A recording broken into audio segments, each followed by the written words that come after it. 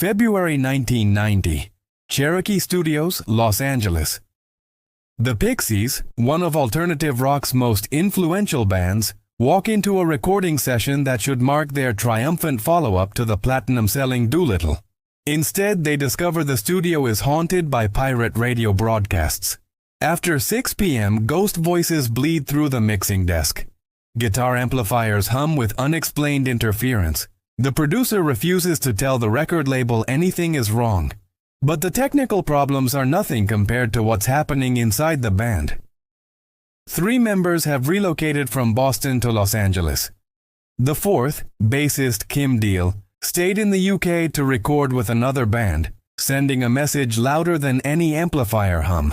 When producer Gil Norton and guitarist Joey Santiago stumble into a bar one night, desperate for solutions, they meet Rick Rubin by pure chance. He makes a phone call. The band moves to Master Control Studios in Burbank. And there, between studio relocations and band relocations, between writing lyrics on napkins 5 minutes before recording and barely rehearsing songs at all, the Pixies create Bossanova, an album about aliens and surf music that peaks at number 3 in the UK, higher than any Pixies album before or since. Then it gets buried by their own legacy. Welcome to the Sound Vault. Every album has a story. This is how the Pixies made their most successful and most overlooked record. To understand Bossanova, you need to understand what happened on the Doolittle tour. Stuttgart, Germany, 1989. During a concert, Black Francis throws his guitar at Kim Deal. The reason? She arrived late to the show. She never forgives him. Frankfurt comes next. Deal refuses to perform. The band nearly fires her on the spot. The tension between Francis and Deal, the band's 2 creative forces, has reached its breaking point. Since 1986, when Deal answered Francis's ad seeking a bassist who liked both Peter, Paul, and Mary and Husker Du, the dynamic has been combustible. Deal arrived at that first audition without a bass, having never played the instrument, but she had something Francis's songs needed. A voice that could be breathy and powerful, vulnerable and defiant, often in the same breath. Their collaboration produced Gigantic, co-written by Francis and Deal, sung by Deal, and later declared by Kurt Cobain as the best Pixies song ever written. It showcased what made the Pixies dangerous, the ability to be brutal and beautiful simultaneously. But by 1989, after the grueling Doolittle promotional tours, the Sex and Death Tour in Europe, the Fuck or Fight Tour in America, that creative partnership has fractured. Francis writes almost everything. Deal contributes less with each album. The dynamic that made them special is the same dynamic tearing them apart. When the Doolittle tour ends in January 1990, the band announces a hiatus. Francis buys a Cadillac and drives across America with his girlfriend. Guitarist Joey Santiago visits the Grand Canyon. Drummer David Lovering takes a trip to Jamaica. Kim Deal does something different. She stays in the UK and records an album with her side project, The Breeders, working with producer Steve Albini, the same producer who gave the Pixies their raw, powerful sound on Surfer Rosa. The message is clear. Deal has music inside her that the Pixies won't let out. But there's something else happening beneath the surface. Doolittle has changed everything. Monkey Gone to Heaven hit number 5 on the Billboard Modern Rock Tracks chart, the Pixies' first U.S. chart entry. The album went platinum. Kurt Cobain started telling journalists the Pixies were his favorite band. The pressure to follow up that success weighs heavy. And Francis knows that to survive, the band needs a change of environment, a change of process, a change of everything. So when it's time to record album number 3, Francis makes a unilateral decision. They're moving to Los Angeles. Black Francis has 2 obsessions in early 1990, surf music and UFOs. It's an odd combination. Surf music evokes California beaches, vintage cars, and sun-bleached innocence. UFOs suggest paranoia, vast cosmic distances, and the fear of what's watching us from above. But in Francis's mind, they fit together perfectly. Both represent escape, mystery, and the unknown. During downtime on tour, Francis and Santiago buy cassette tapes at truck stops. Surf music compilations, instrumentals by Dick Dale, Link Ray, the Surf Tones. They get stoned and laugh at how song titles relate to the music. They wonder, what came first, the title or the sound? Francis also becomes obsessed with 1950s science fiction, B-movies about alien invasions, flying saucers, and the paranoia of the Cold War era. He reads about Rosicrucians and their belief in Lemuria, a lost continent in the Pacific whose inhabitants supposedly live inside Mount Shasta. He meets a girl in Northern California connected to these beliefs. She becomes the inspiration for Veluria. This is the sonic world Francis wants to explore. Surf rock guitars meeting them in sci-fi sounds, beach party instrumentals colliding with extraterrestrial dread. If Surfer Rosa was raw punk and Doolittle was pop perfection, Bossanova would be something stranger. Surf music for goths, space rock for beach bums. But there's a practical reason for the shift too. Francis knows the band is fracturing. Deal's frustration is boiling over. The only way forward is for Francis to take complete creative control. To make this his vision, his album. Gil Norton returns as producer. After Doolittle's platinum success, Norton and Francis have developed a shorthand. They trust each other. Norton understands Francis's eccentricities, his refusal to explain lyrics, his preference for letting songs emerge in the studio rather than over-rehearsing them. The plan is simple. Relocate to Los Angeles, where the sun and surf culture might seep into the music naturally. Record quickly. Keep the energy raw but the production polished. And unlike previous albums, where the band rehearsed constantly in Boston, where Francis brought in demo recordings, this time they'll write in the studio. So I was writing lyrics on napkins 5 minutes before I sang, Francis later admits. Sometimes it's good, sometimes not. That's just the nature of that songwriting. It's a risky approach, but Francis has always thrived on risk. There's one song already written, Blown Away. Francis composed it in Spain in June 1989 while on tour. A few days later in Berlin, Norton flew in specifically to record that single track at Hansaton Studio, the same studio where David Bowie recorded Heroes. That song becomes Bossanova's anchor point, proof that Francis's new direction can work. The vision is clear. Whether the band can survive making it is another question entirely. 3 members of the Pixies arrive in Los Angeles in early 1990 and move into the Oakwood Apartments, studio apartments for artists and musicians. Comic Garrett Morris lives there. So do members of the metal band White Lion. Gil Norton moves into the same complex. The goal, keep everyone close, keep everyone focused. Kim Deal is still in the UK. She's recording Pod with the Breeders, working with Steve Albini, finally getting to write and sing her own songs. Eventually, she flies to Los Angeles to join the sessions. But the dynamic has shifted permanently. She's barely involved in the writing. Her bass parts are functional. Her backing vocals, once a crucial counterpoint to Francis's shrieks, are pushed back in the mix. The band only practices for 2 weeks before recording begins. Contrast that with previous albums, where they'd rehearse constantly, refining every section, every dynamic shift. Cherokee Studios, February 1990. The sessions begin. Almost immediately, problems emerge. The recording desk picks up pirate radio stations after 6 p.m.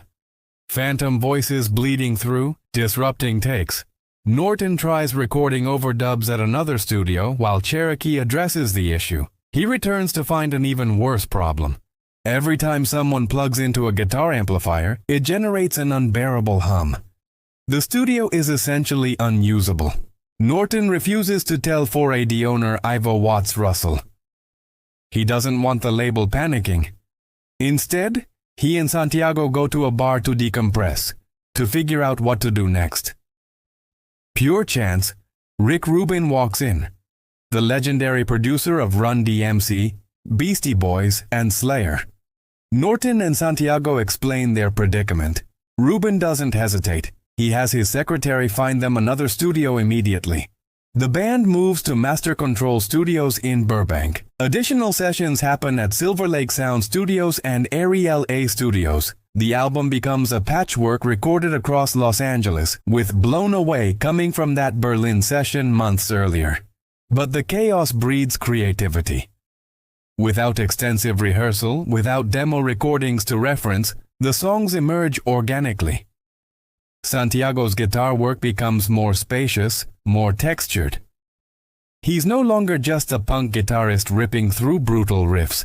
He's creating atmospheres using surf rock techniques, letting notes breathe. The album opens with Cecilia Ann, an instrumental cover of a 1964 Surftone song that Francis and Santiago discovered on a 1989 compilation. It's pure surf rock, no vocals, just galloping guitars and propulsive drums. It announces immediately, "This isn't Doolittle Part 2. Rock music follows, ironically titled Brutally Executed. It's the album's punk moment, reminding listeners the Pixies can still pummel. Then Velouria arrives. Francis writes about that girl from Northern California, the one connected to the Rosicrucians. He describes her as covered in velour, smooth and furry simultaneously. Producer Gil Norton brings in Robert F. Bruner to play theremin, giving the song its otherworldly shimmer. Allison pays tribute to jazz pianist Mose Allison in just 1 minute and 18 seconds. The shortest Pixies song ever recorded. Anna is a surf rock meditation where the first letter of each line spells surfer.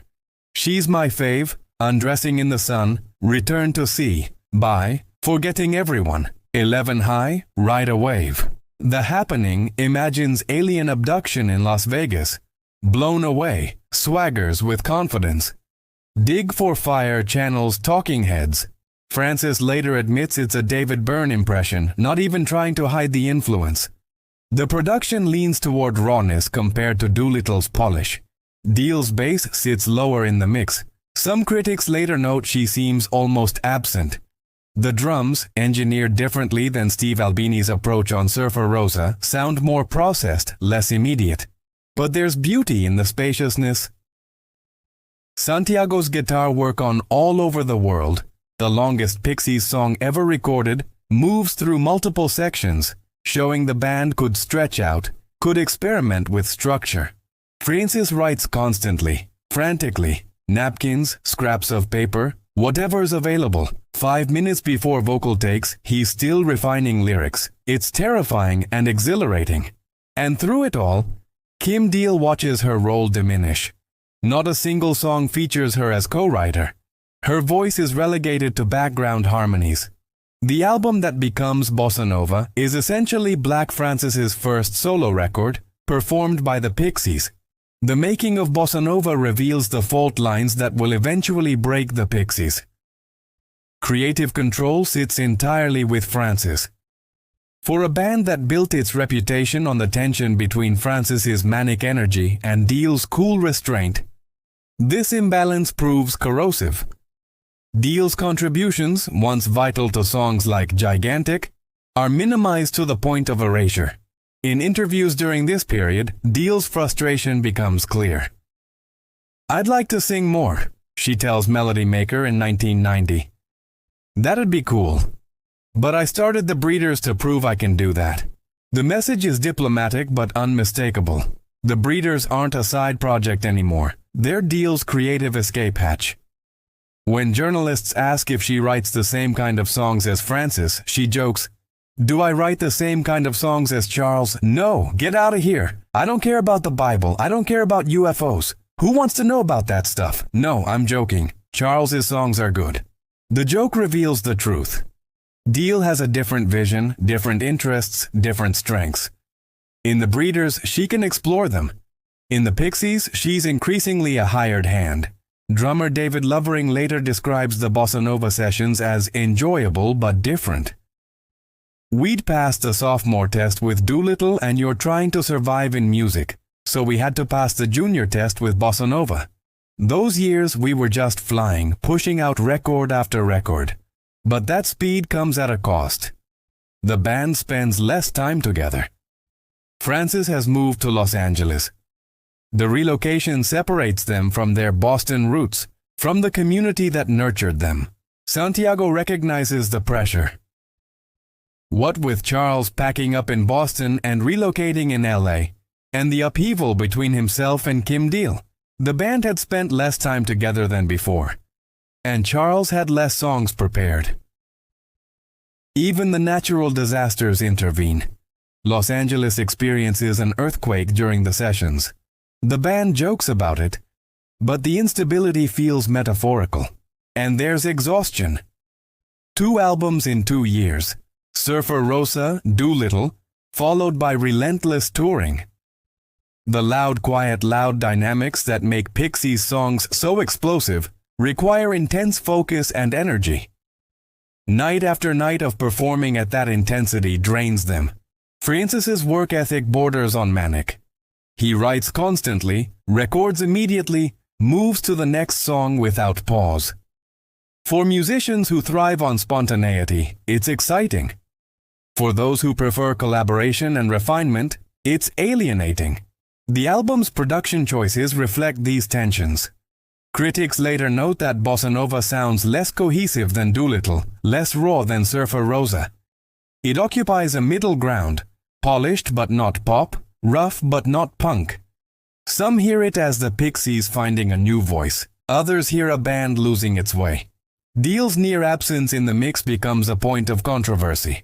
On previous albums, her bass provided a melodic counterweight to Santiago's jagged guitars. Here, the bass feels utilitarian, functional rather than expressive. Her vocal contributions, those ohs and ahs that once harmonized perfectly with Francis's screams, appear less frequently. One song, Make Believe, gets cut from the final track list despite being fully recorded. It's a David Lovering-sung tribute to pop singer Debbie Gibson, highlighting his admitted obsession with her. The lyrics are already printed in the booklet by the time the decision is made to exclude it. The absurdity of that situation, a song about Debbie Gibson on a Pixies album, reveals the tonal confusion of the sessions. What is Bossanova supposed to be? Surf rock, space rock, pop, punk, all of the above? Francis later calls it his favorite Pixies record. For him, it represents creative freedom, the ability to follow his instincts without compromise. But that freedom comes at the expense of the collaborative chemistry that made the Pixies special in the first place. By the time Bossanova wraps, the band knows something fundamental has changed. They've created an album that's uniquely theirs, smooth and furry, like Velouria herself. But they've also taken another step toward the breakup that will come 3 years later. August 13, 1990. Bossanova arrives in record stores via 4AD in the UK and jointly through 4AD and Elektra in the United States. The UK embraces it immediately. The album peaks at number 3 on the UK Albums Chart, the highest chart position any Pixies album will ever achieve. British critics recognize something special even if they can't quite categorize it. Q Magazine's Matt Snow writes that the Pixies are masters of the calculated incongruity, noting that they give other rockers an object lesson in the first principles of how it should be done. NME's Terry Staunton observes that the album's production leans towards the harsh garage grunge of Surfer Rosa, although the songs retain the strong melodies of Doolittle, declaring that Bossanova is the composite Pixies LP. Select Magazine goes further. They name Bossanova their album of the year for 1990. Across the Atlantic, the response proves more measured. Bossanova reaches number 70 on the Billboard 200. Respectable but not spectacular. American audiences seem confused by the shift in sound. Where's the aggression of Surfer Rosa? Where's the pop perfection of Doolittle? Rolling Stone's Moira McCormick describes Bossanova as more of a straight-ahead rock album, by the Pixies standards, meaning it's still safely off the mainstream. The qualification tells the story. Even when the Pixies make their most accessible album, it remains defiantly weird. The Los Angeles Times' Chris Willman captures the album's contradictions. The Pixies come off as a cross between Art Monsters, Sonic Youth, and moody nostalgia meister Chris Isaak, full of noise and rage and clever off-putting deconstruction, but deferring to classic pop instincts at surprising turns. Robert Christgau, the influential Village Voice critic, appreciates the album's simplicity. They march out tunes so simple and confident and power riffs so grandly declamatory that you learn to understand the choruses by singing them. The beats are lively. The 3-minute songs don't bash you over the head with their punk-pop brevity. Neither do the 2-minute songs. If they weren't still a little gothic surrealist, they might even be too easy, but they ain't. 2 singles support the album. Velouria releases first in July 1990, becoming the Pixies' first UK Top 40 hit at number 28. More significantly, it reaches number 4 on the Billboard Modern Rock Tracks chart, confirming the Pixies' influence on American alternative radio even if mainstream success eludes them. The song's music video emerges from desperation. The BBC offers the Pixies a spot on Top of the Pops, the holy grail of British music television. But there's a rule: only singles with videos can appear on the show. The band has no video. In a panic, they film themselves running down a quarry for 23 seconds, then slow the footage to match the song's length. It's cheap, bizarre, and perfectly Pixies. The effort proves futile. They never actually perform on Top of the Pops while Velouria charts. But the video's slapdash quality becomes iconic, capturing the band's refusal to play by industry rules. Dig for Fire follows as the second single, reaching number 11 on the Modern Rock chart. The song's Talking Heads influence makes it radio-friendly without sacrificing the Pixies' edge. Tours follow. The Bossanova tour takes the Pixies across Europe and America, playing to audiences still discovering Monkey Gone to Heaven and Here Comes Your Man from Doolittle. The new songs slot into set lists alongside older favorites, though some fans miss the raw aggression of earlier material. Live, the tensions remain. Francis and Deal barely interact on stage. Santiago provides the guitar fireworks. Lovering anchors everything with precise, powerful drumming. The shows are professional, energetic, and emotionally distant. Behind the scenes, Deal's Breeders album pod releases just a month before Bossanova. Working with Steve Albini, Deal creates something raw, more intimate than anything she's done with the Pixies. Critics praise it. Kurt Cobain later names it one of his favorite albums, adding, "I wish Kim was allowed to write more songs for the Pixies." That statement, allowed to write more songs, captures the entire Bossanova story. It's an album of incredible craft and creativity, but it's also an album that excludes one of the band's most vital voices. 1990 is a strange year for alternative rock. It's the last moment before everything changes. Nirvana's Nevermind won't arrive until September 1991, detonating the cultural landscape and making bands like the Pixies seem like prophets of a new era. But in August 1990, the Pixies are still underground heroes, critically acclaimed but commercially marginal. Bossanova's UK success suggests breakthrough potential. Its American performance suggests limits. The album exists in that liminal space. Successful enough to continue, not successful enough to relieve the pressure, not unified enough to heal the fractures.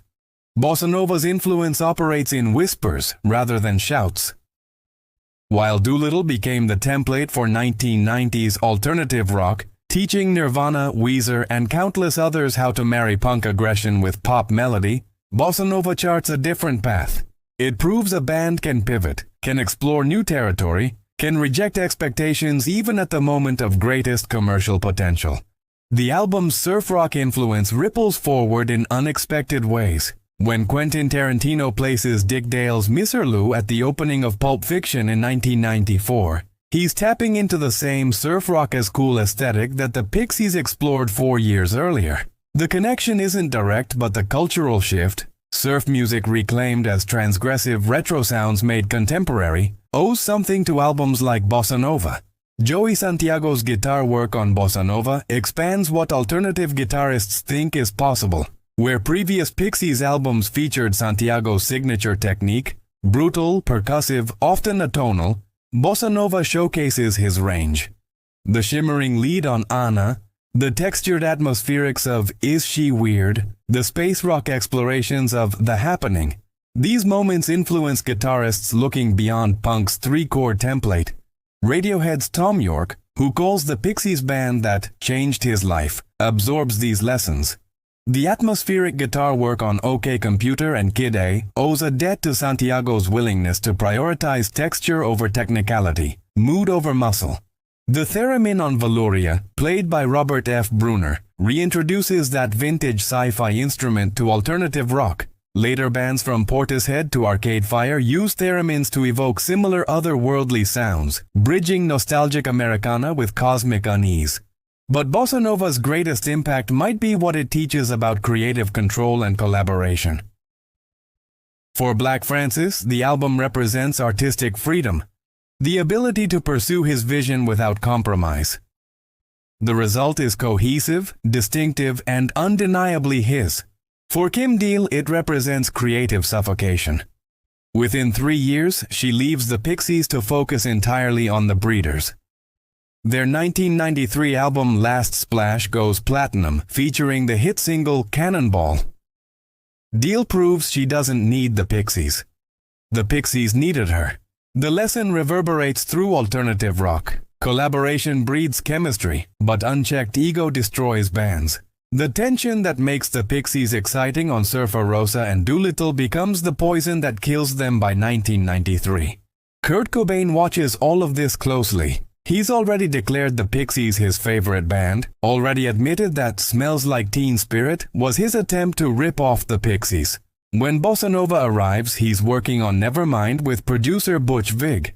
I was basically trying to rip off the Pixies, Cobain tells Rolling Stone in 1994. I have to admit it. When I heard the Pixies for the first time, I connected with that band so heavily I should have been in that band, or at least in a Pixies cover band. We used their sense of dynamics, being soft and quiet, and then loud and hard. Black Francis later addresses Cobain's confession with characteristic bluntness. Being original, influencing Nirvana so they could rip a song. I'll admit it. If Kurt Cobain fessed up to it, fuck it, I'll agree with it. You ripped us off. But he says it with pride.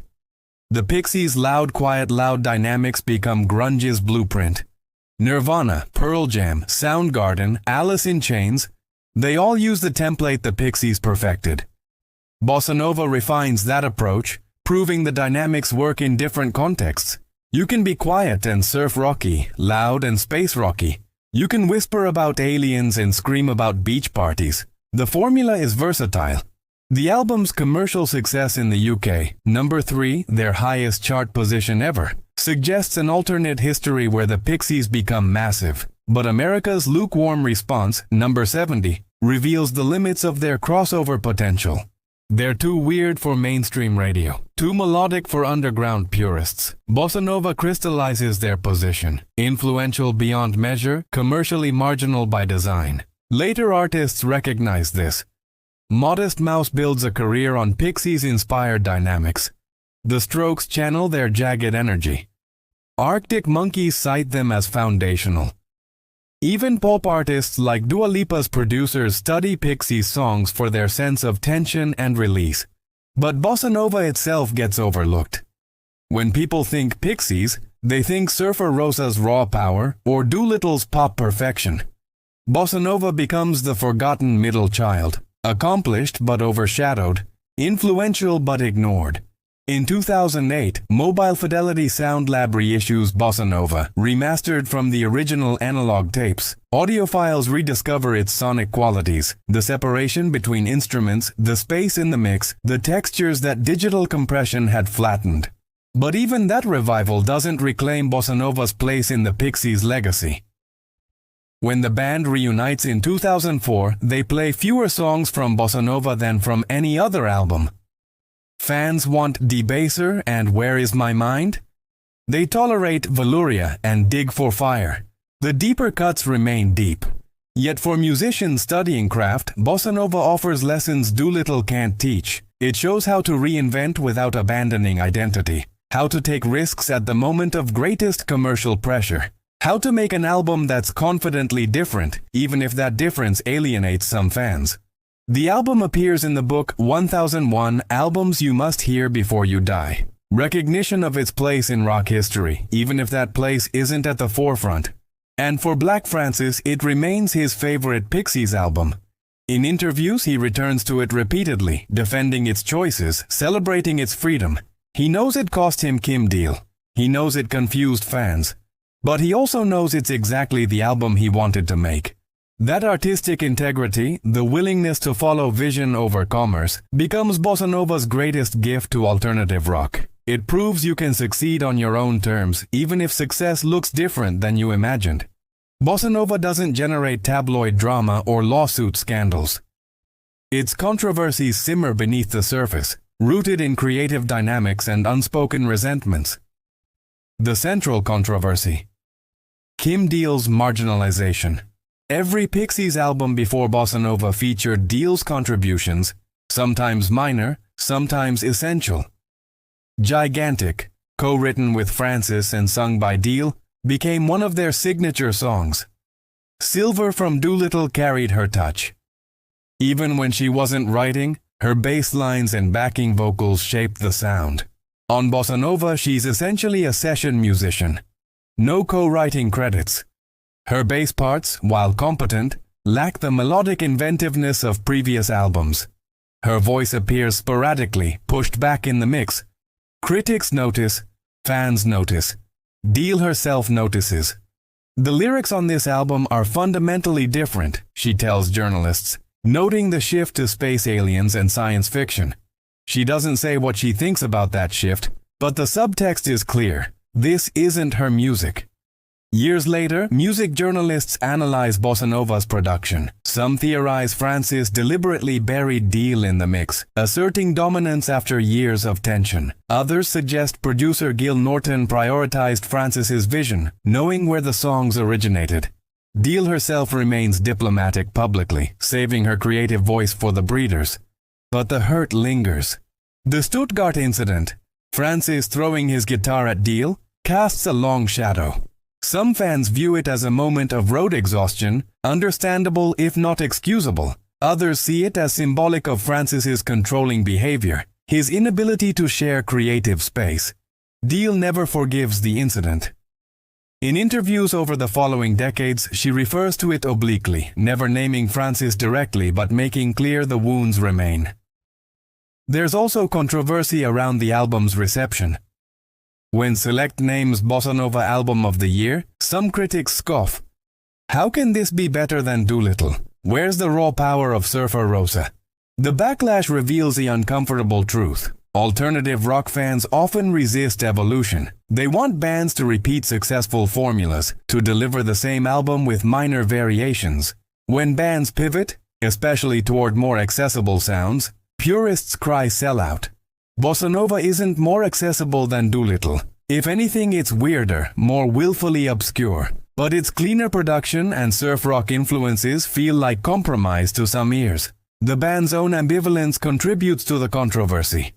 In later years, Francis and Santiago speak fondly of Bossanova. Lovering describes it positively but without passion. Deal rarely discusses it at all. When the Pixies reunite in 2004, their set lists tell the story.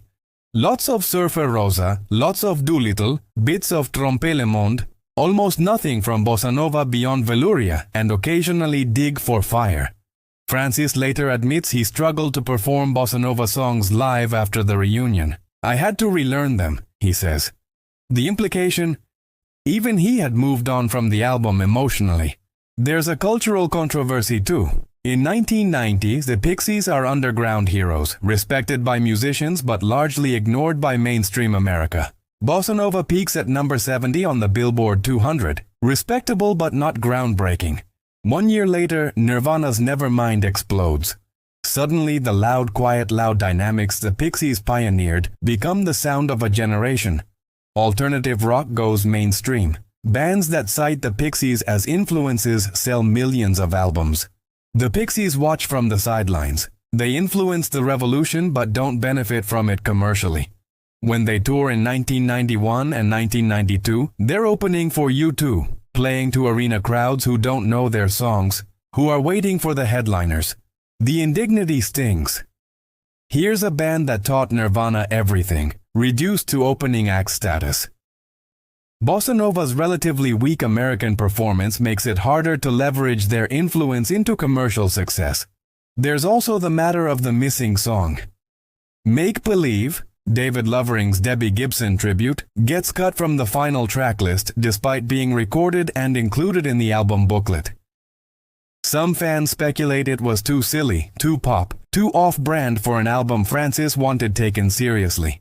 Others note the irony. The Pixies built their reputation on unexpected juxtapositions, on making the silly and serious coexist. Cutting Make Believe suggests self-consciousness, a desire to control perception rather than embrace chaos. The song surfaces later on B-sides and compilations, vindicating Lovering's pop instincts, but its absence from Bossanova marks another voice silenced, another creative compromise in service of Francis's singular vision. By 1993, the tensions become unsustainable. Francis disbands the Pixies via BBC radio interview, informing his bandmates by phone and fax afterward. The unilateral decision mirrors how he made Bossanova. His vision, his choice, his band. Deal moves permanently to the Breeders. Santiago and Lovering pursue other projects. Francis becomes Frank Black, releasing solo albums that explore the same territory Bossanova mapped. Surf music, sci-fi obsessions, pop melodies with punk edges. But solo, Francis never captures the magic again. The Pixies weren't great because of one person's vision. They were great because of the tension between visions, the collaboration that Francis systematically dismantled starting with Bossanova. That's the album's deepest controversy. It proves a band can survive without collaboration, but it also proves they can't thrive without it. Walk into any independent record store today and ask about the Pixies. The clerk will point you to Surfer Rosa or Doolittle. They might forget Bossanova exists. This is the album's strange legacy. Immense influence, minimal recognition. Bossanova taught alternative rock that reinvention is possible. That a band known for one sound can explore completely different territory and still remain itself. The Pixies of Bossanova don't sound like the Pixies of Surfer Rosa. Yet both are undeniably the Pixies. Later bands absorb this lesson. Radiohead transforms from guitar rock to electronic experimentation. Wilco moves from alt-country to avant-garde. Beck refuses to make the same album twice. They all follow Bossanova's blueprint. Evolution over repetition, risk over safety. The album's surf rock influence proves prescient. Throughout the 1990s and 2000s, retro surf aesthetics return repeatedly. Tarantino soundtracks, garage rock revival bands, even indie pop groups incorporating vintage reverb and tremolo. Bossanova anticipated that trend by years. Joey Santiago's guitar work on Bossanova expands the vocabulary of alternative rock guitar. His use of space, his embrace of melody over speed, his willingness to let songs breathe. These techniques become standard in post-rock, shoegaze, and indie rock. Bands like Explosions in the Sky, Mogwai, and Sigur Rós build entire careers on dynamics Santiago explored here. The theremin on Valuria reintroduces that instrument to modern rock. When bands like Portishead, Arcade Fire, and even more mainstream artists used theremins in the 2000s, they're following a path Bossanova cleared. But perhaps Bossanova's greatest legacy is what it teaches about artistic freedom and its costs. Black Francis got exactly what he wanted. Complete creative control. The ability to make his vision real without compromise. The result is his favorite Pixies album, an artistic statement that's cohesive and uncompromising. But it cost him his band. Kim Deal left. The chemistry that made early Pixies albums electric disappeared. Within 3 years, the Pixies were broken. The cautionary tale resonates through rock history. How many bands destroy themselves by letting one person dominate? How many albums are improved by collaboration, even uncomfortable collaboration? When the Pixies reunite in 2004, Bossanova songs appear rarely in setlists. Valuria makes regular appearances. Dig for Fire sometimes. The rest remain in the vault literally and figuratively. The reunion itself proves fraught. Deal and Francis maintain professional distance. They perform together but don't reconnect. The old tensions remain frozen, preserved like insects in amber. In 2013, Deal leaves the Pixies again, this time seemingly for good. Francis continues with new bassist Paz Lenchante. They record new albums: Indie Cindy 2014, Head Carrier 2016, Beneath the Airy 2019, Doggerel 2022. None achieve Bossanova's impact, let alone Doolittle's cultural penetration. Critics acknowledge the craft but note the spark is gone. The Pixies without Kim Deal can function, but they can't transcend. Meanwhile, Deal's breeders continue creating vital music. Last Splash went platinum. All Nerve 2018 earned rave reviews. She proves she never needed the Pixies. Her talent was always self-evident. Francis needed her more than she needed him. That realization, decades late, becomes Bossanova's final lesson. Greatness requires tension, friction, multiple voices. Francis's vision made Bossanova possible. Deal's absence made it hollow. In 2007, the documentary Loud, Quiet, Loud, a film about the Pixies, captures the reunion tour.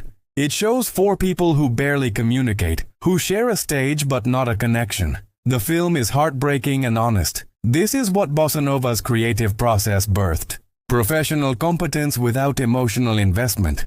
Music critics slowly reassess Bossanova. Initial reviews were positive but cautious. 2 decades later, some critics call it underrated, pointing to its influence on surf rock revival, space rock, and alternative guitar techniques.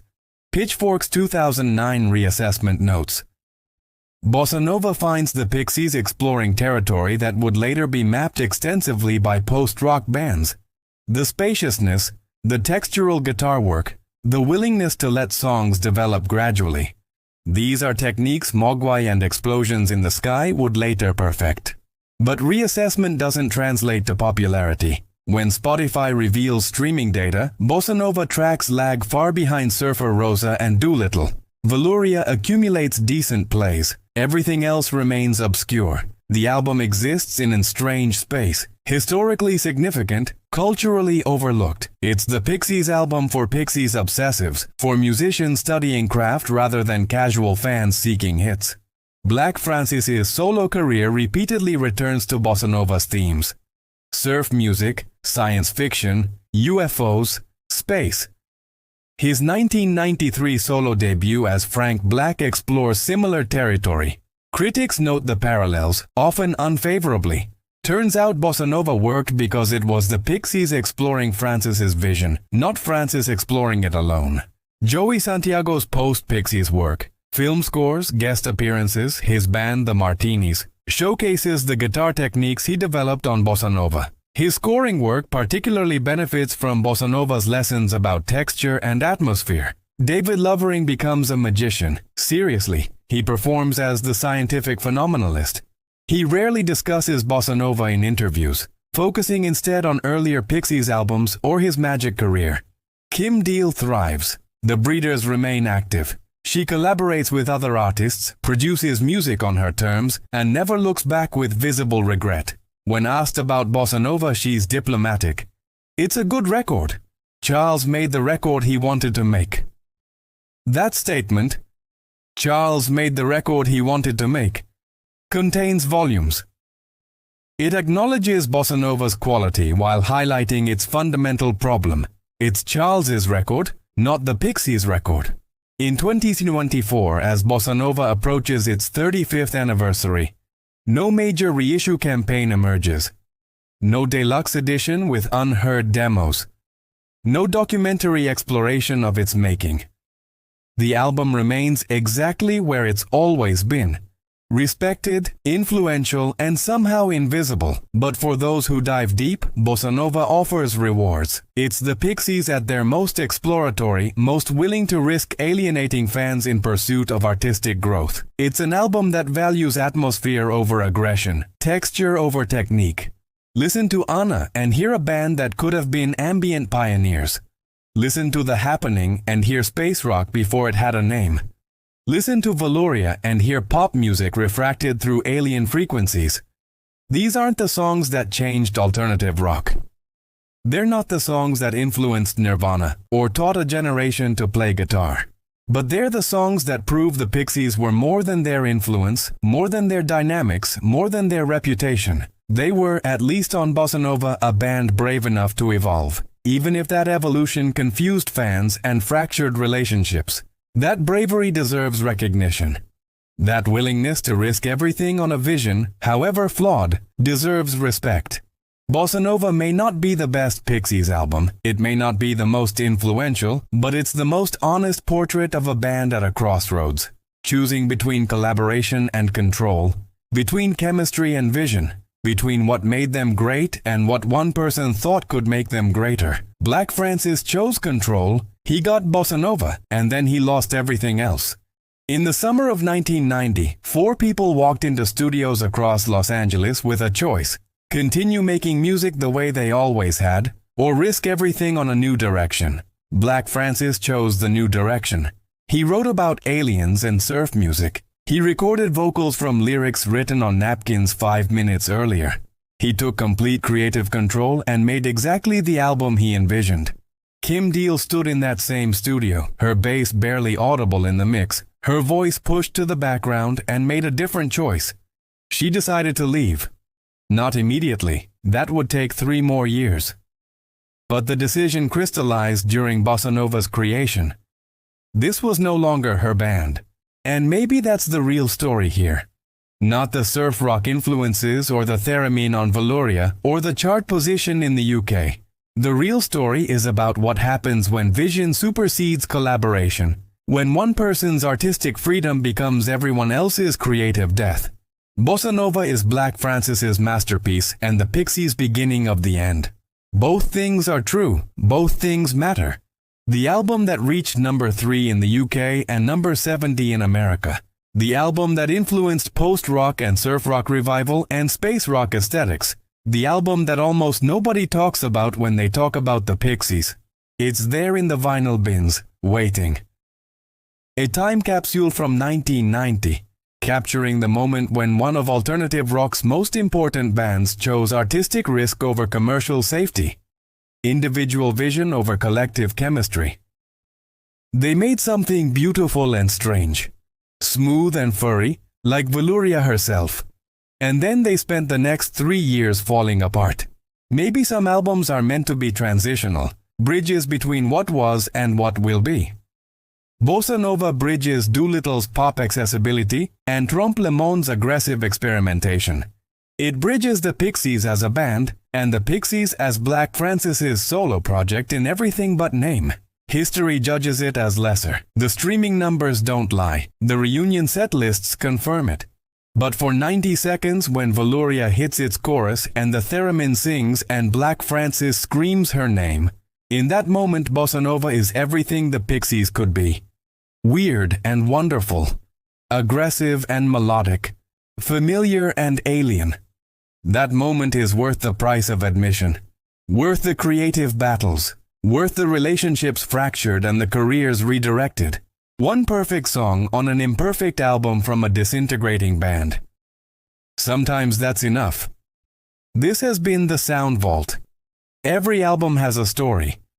And some stories teach us that greatness is fragile, that collaboration is precious, and that the albums we create alone, no matter how technically accomplished, can never match the alchemy of voices in tension, in harmony, in beautiful conflict.